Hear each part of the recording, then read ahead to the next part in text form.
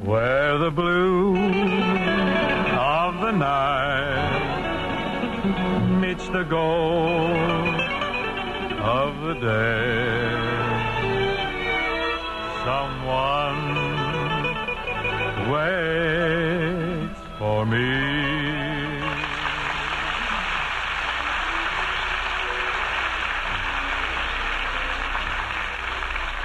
Welcome you to Philco Radio Time, produced and transcribed in Hollywood with John Scott Trotter and his orchestra, Judd Conlon's Rhythmaires and Bing's guests, Miss Dorothy Kirsten and Mr. Bert Lahr. And now at the height of this Thanksgiving season, here is Philco's groaning gobbler, Bing Crosby. Thank you, Ken, but you're jumping the gun a little there. I won't groan until after dinner tomorrow. I think you better groan a little tonight or you won't be able to afford a dinner tomorrow. Oh, but don't you worry, Ken. I'll be the favorite in the knife and fork sweepstakes tomorrow. Yes, so. Sir. Gonna have the same old turkey, I suppose. No, this year we got a new one. Big live tom turkey. Bing, where'd you get this big turkey? Oh, it followed me off the Sunset bus the other night. Oh, no. What in the world were you doing on the Sunset bus? I was looking for turkeys. Oh. Who's going to do the axe job on the bird, Bing? Harry Truman. If he can kill an elephant, a bird will be a breeze. You better do it yourself. No, you won't catch me swinging no axe. Why not? Carpenter. I'm too fond of my toes. You know, they might revive that song, Dance, Ballerina, Dance, and I'll need them. I've got to be right up on my... Say, you know how you know how I killed my turkey last year, Bing? No, how? Well, I filled my Mixmaster bowl with corn, Yeah. and when the turkey came over to peck at it, I flipped the switch and whirled him to death. What a way to go, huh? I'll bet the feathers are really flying. Was the turkey tender? Well, I don't know. He hasn't come down yet. Ken, this conversation, no matter how engrossing, can only lead to one thing. A song, I'll bet. Inevitably. The Rhythmaires, John Scott, and all of us have a very slick samba called Quanto La Gusta. Trotter, Arise, trotter.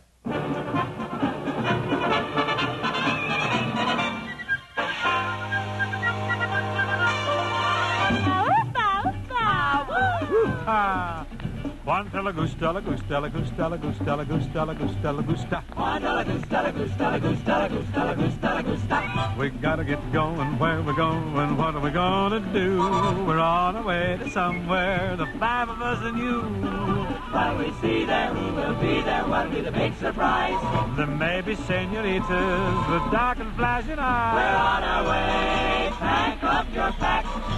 And if we stay, we won't come back. How can we go? We haven't got a dime. But we're going, and we're gonna have a happy time.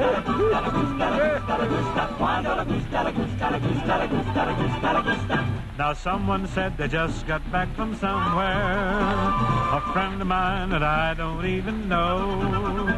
He said there's lots of fun if we can get there. If that's the case, That's the case. that's the place. That's the place. The place we want to go.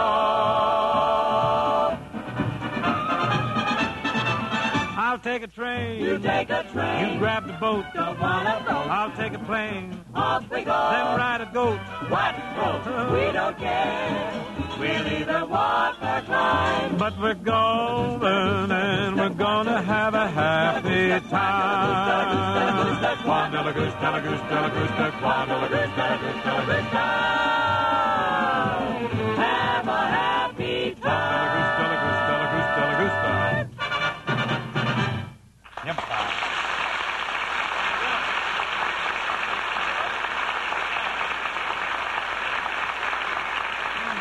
Well, many thanks, Bing and boys and girls. That was kind of exciting. I'm sure Wasn't it got it? everybody all keyed up for my Philco commercial. Oh, by the way, Ken, I meant to ask you, do you know who America's first announcer was? Well, let's see. Was it Don Wilson? No, goes back farther than that. Well, Don goes back pretty far. Don goes pretty far in all directions. But the first commercial announcer in this country was John Alden. John Alden? You mean the Pilgrim? Yep, he went over to Priscilla Mullen's house and pitched a plug for Captain Standish. Oh, that's right. He spoke for miles. Yeah, and ever since, you guys have gone on speaking for miles and miles Get and away. miles. Not this time, Bing. And speaking for Philco, our best commercial isn't speaking at all. It's listening to those great new Philcos at your dealer. Drop in now and discover Philco's amazing album-length record player. Folks, this is a real 4-star dilly and a natural for Christmas giving. For just $29.95 or $31.50 in the West, this new Philco record player will equip your present radio or phonograph, old or new, to play the sensational 45-minute record. It gives you the slow-speed turntable you need for long-playing records, plus Philco's marvelous balanced fidelity tone arm for the most flawless reproduction in the history of recorded music. And get this, Philco's album-length record player will even play 45-minute records over a table radio that doesn't have a phonograph. Get yours now and enjoy the greatest phonograph advance of the century from Philco, the leader.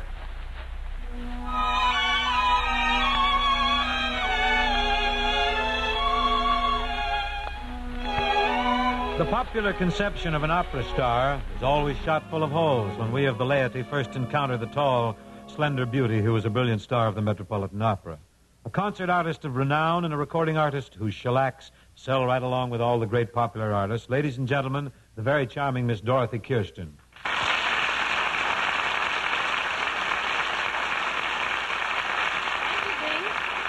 You say the nicest things. Oh, well, Dorothy, it's easy to say nice things about nice people.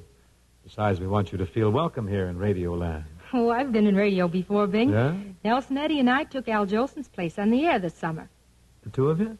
It took two of us to sing as many songs as Jolson does.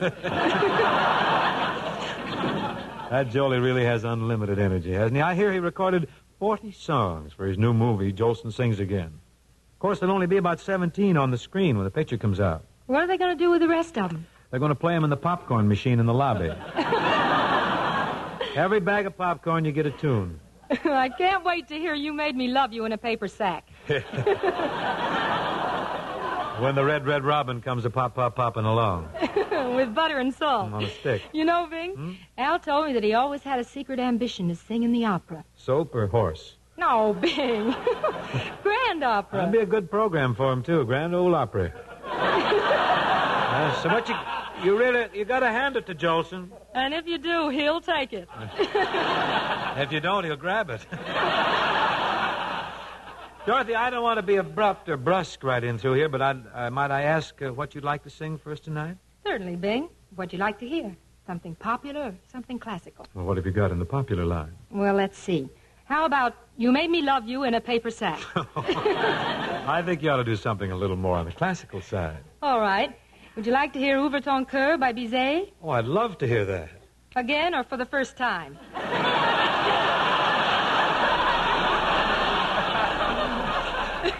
I don't know. You sing it and I'll tell you if I've heard it before. Well, I hope John Scott Trotter's heard it before. Oh, he's heard everything. John, do you know Ouvre ton cœur by Bizet? Sorry, I've never heard of it or him. Here we are back in the paper sack. Oh, well, we'll muddle through it somehow, John. Shall we try it? As John Scott Trotter ascends the podium and the house lights dim, a high-class hush falls over the audience. Mr. Trotter raises his baton, which is easy for a big fellow like him, to accompany Miss Dorothy Kirsten in the aria Ouvre ton cœur from the opera When the Red, Red Robin Comes Pop. What is this? Here.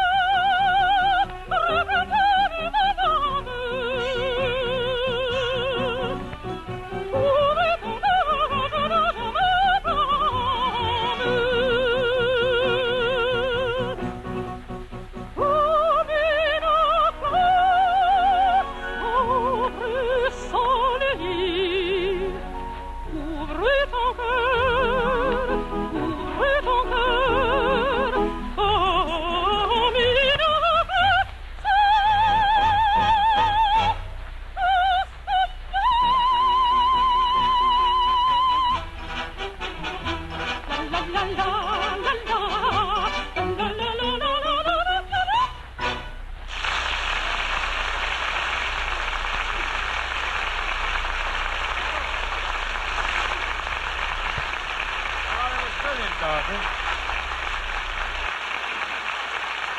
Thank you, Dorothy. That was really a thrill. Please don't go away now, because I want you and the rest of the folks here this evening to say hello to our second guest of the evening. Here's one of the musical comedy's stage's greatest contributions to happiness. The hilarious buffoon who has rolled them in the aisles on Broadway, left them limp in the picture palaces, and panicked the populace through their Philcos. Ladies and gentlemen, prepare for the preposterous Mr. Bert Lahr. Bust out here and bend it, Bert. Come on right out here, boy.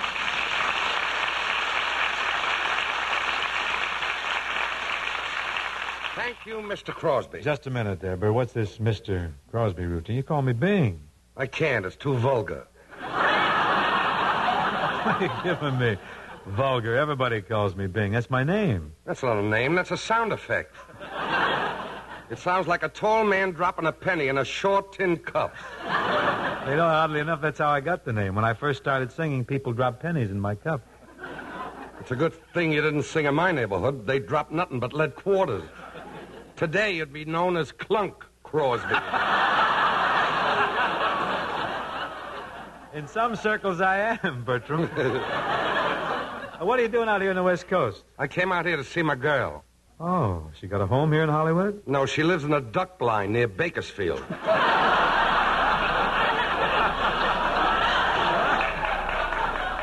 A duck blind? What does she do? She's a retriever. She swims out and gets ducks for the hunters. Sounds like a terribly clever girl. How tall is she? I don't know. I never seen her out of the water.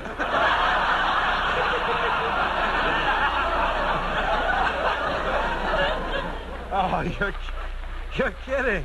What does she look like? Don't you have a picture of her? Sure. Here's one right here. Say, she's got a nice trim figure, but you got an awfully blank expression on her face. You're looking at your thumb. Lift up, Bing. Lift up. Oh, she's not so bad. Say, she's got beautiful eyes. One right on top of the other. Turn the picture around. Oh, I'm sorry. Oh, say, she's certainly a petite little thing, isn't she? How much does she weigh? 236 pounds. Oh, come now. 236 pounds. A skinny little thing like this? Well, she's full of buckshot.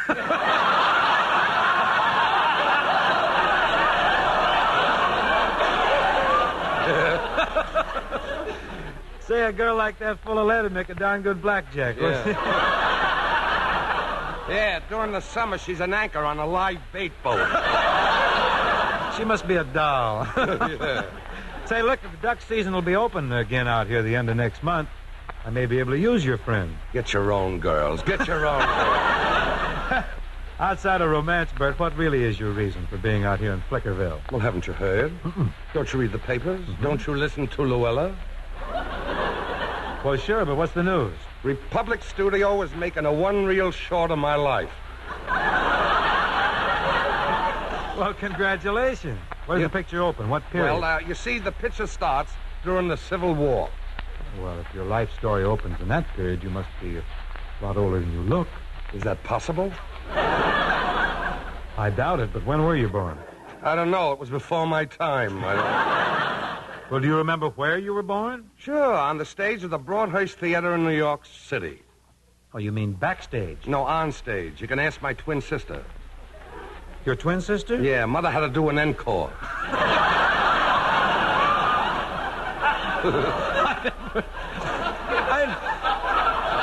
I never realized you were so close to the theater, Bert. Why, you were practically a headliner from the beginning. No, that's not true, Bing. No? I tried a lot of jobs before I turned to the stage, but I knew I was meant to be an actor when I got my first smell of grease. Oh, you mean grease paint? No, grease. I was a fry cook at the time. And that's when you turned to the footlights? Yeah, but it wasn't easy at first. It was pretty tough. I know. We all had it rough. Well, it was so tough for me for years, I had to make my own mascara. I still do. I made mine out of blueberries and chicken fat. On a hot day, you must have smelled like Barney Dean's delicatessen. Bing, I was irresistible. I can imagine.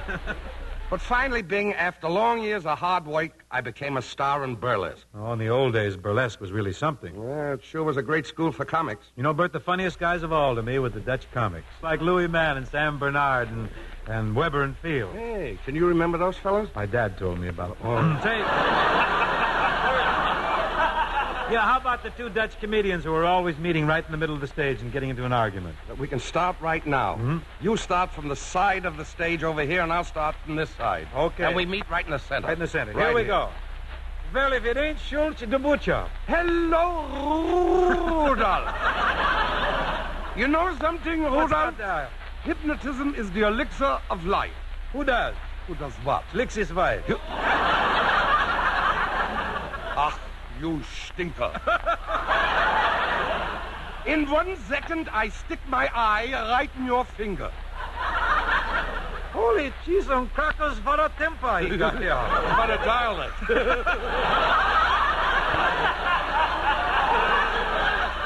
Say, look, Schultz, I have for you a riddle. You know what is it, a riddle? Yeah, my papa, he plays one in the orchestra.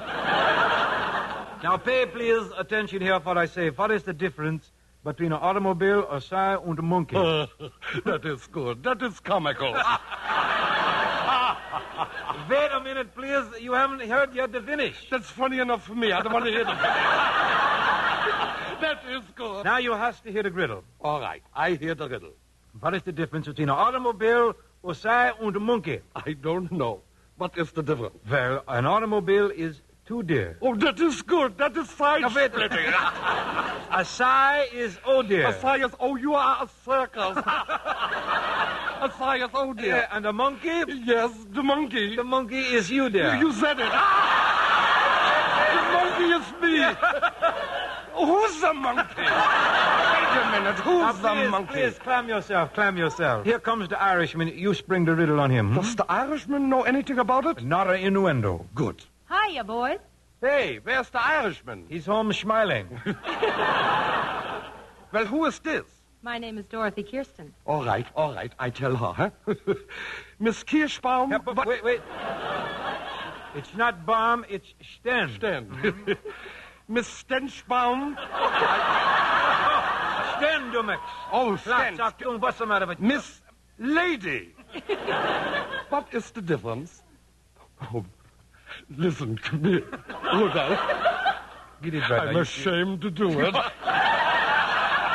This will split her wide open. Go ahead, Shields. Tell it now.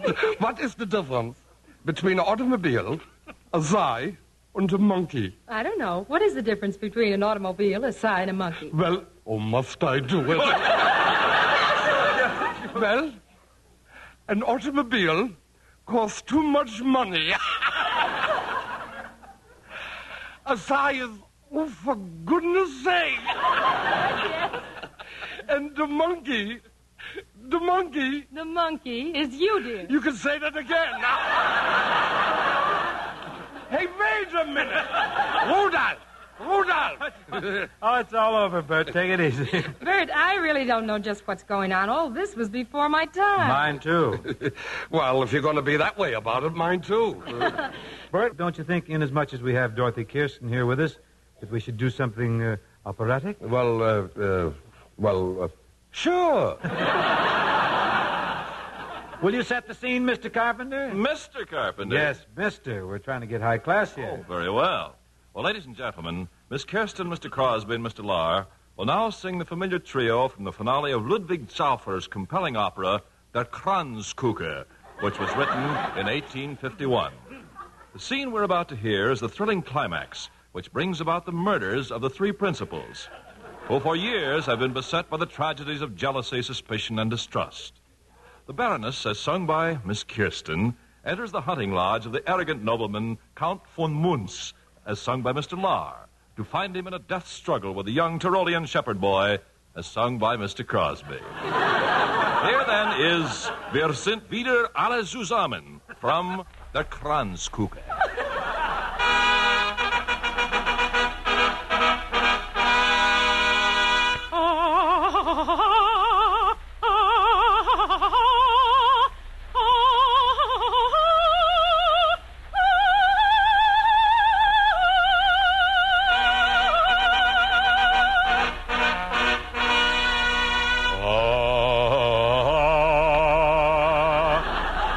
Why do you laugh?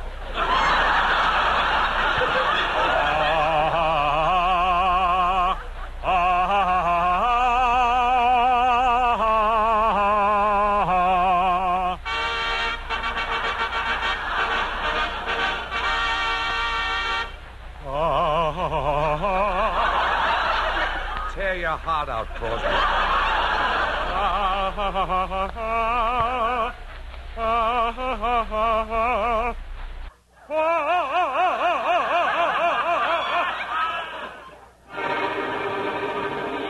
Sind die wieder alle zusammen.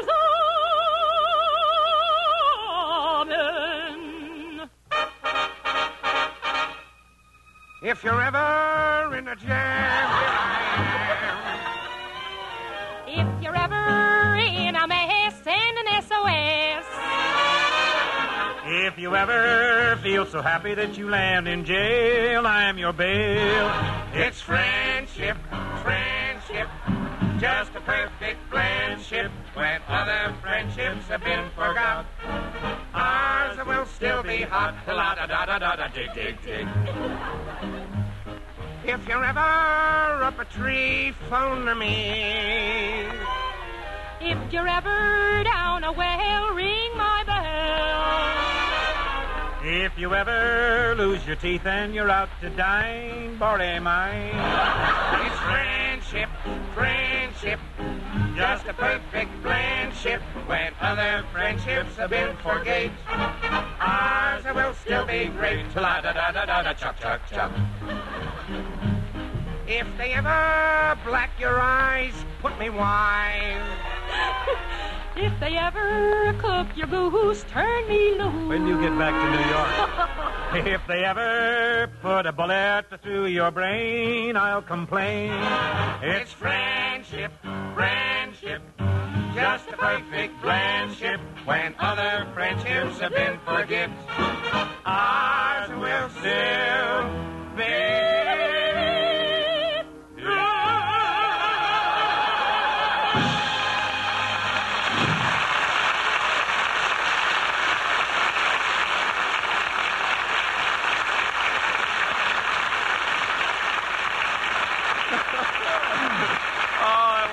That was great, Dorothy, Bert, and Bing. Well, you know, you left out a great catch line. What was that, Ken? If you ever catch on fire, send a wire? No. What?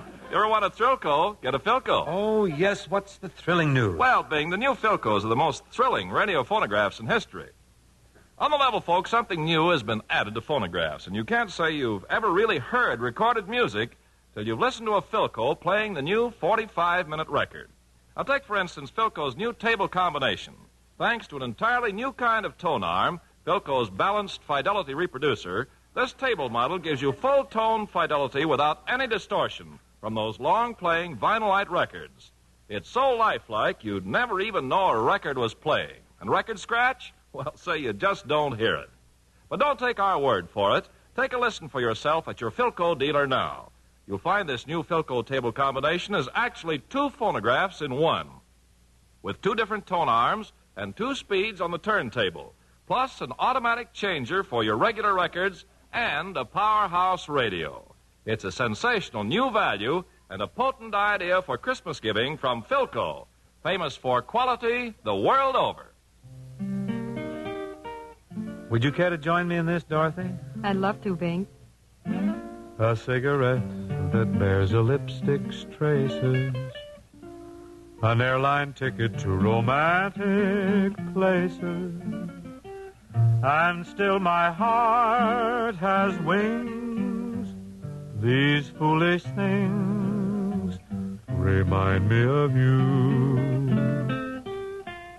A tinkling piano in the next apartment, those stumbling words that told you what my heart meant, of fairgrounds painted swings.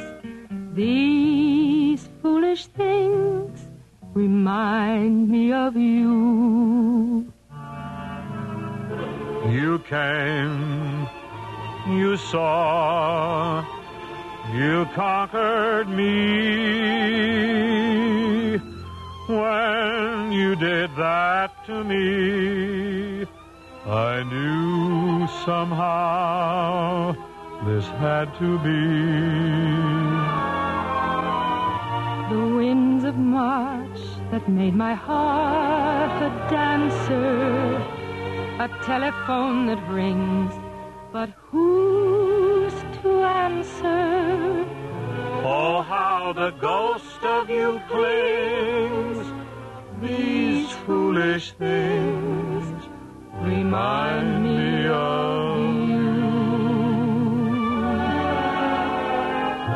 First daffodils and long excited cables, And candlelights on little corner tables.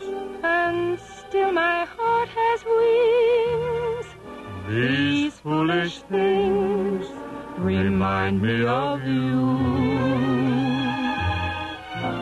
The park at evening, when the bell has sounded. The Ile-de-France with all the girls around it. The beauty that is spring's.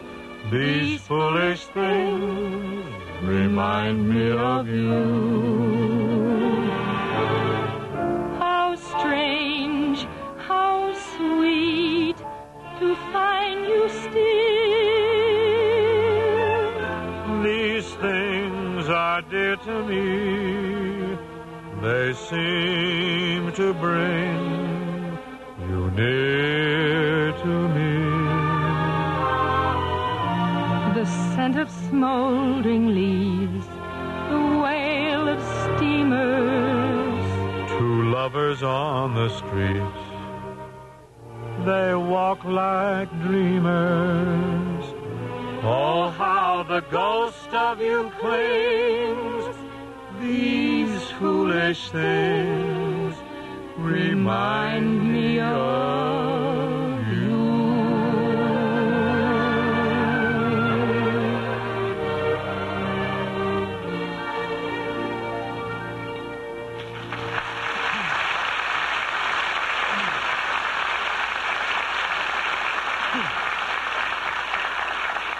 Thank you, Dorothy. It's been a wonderful evening. Well, I've enjoyed it, Bing. Me too. I hope Buddy DeSilva was listening. Oh, I hope so, too, Bert. Who's with you next week, Bingo? Well, next week we have a very talented young man joining us, a fellow named Bob Crosby, a prominent soup salesman. He sings pretty good, too. True. Oh, your brother Bob. He has the most gorgeous blue eyes. Well, so have I, and mine you can see. I don't have a big mop of hair hanging in. Dolly right into my peeps. Hey, Yes, right. who's going to be here next week to keep you and Bob apart? Peggy Lee. Peg's going to make one of her very pleasant visits. Sounds like quite a show. Shall we listen? Oh, we'd appreciate it if you would, Dorothy. Good night, Dorothy. Good night, Bing. Good night, Schultz. Good night, Rudolph. Good night, folks, and thanks very much.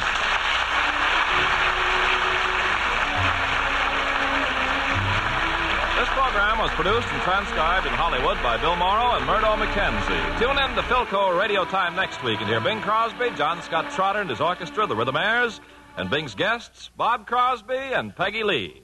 And remember, keep your eye on your Philco dealer now for the newest thing in radio phonographs from Philco, the leader.